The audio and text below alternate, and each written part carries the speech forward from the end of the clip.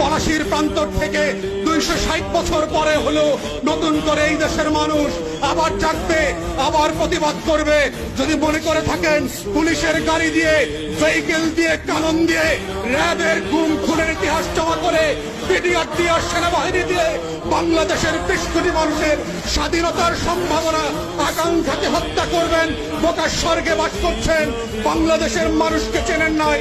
তারা নতুন করে যখন জাগবে, আওয়ামী লীগের কাফন কেনার টাকা পাওয়া যাবে না, কবর দেওয়ার মাটি পাওয়া যাবে না।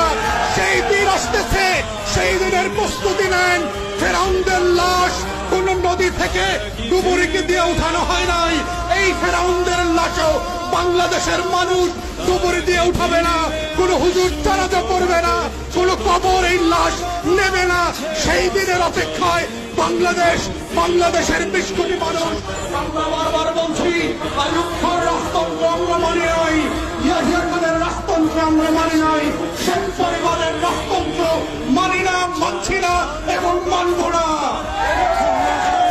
ছেলে মেয়েরা যখন কোটার বিরুদ্ধে পাবলিক বিশ্ববিদ্যালয়গুলোতে আন্দোলন করছে, তখন আজকে মাত্র আমরা দেখলাম বরিশালে, কুমিল্লাতে, চট্টগ্রামে, ইভেন শাহবাগে আজকে পুলিশের সাজোয়া গান দিয়ে আমার দেশের তরুণ তরুণী শিক্ষার্থীদের উপরে গুলিবর্ষণ করা হচ্ছে, লাঠি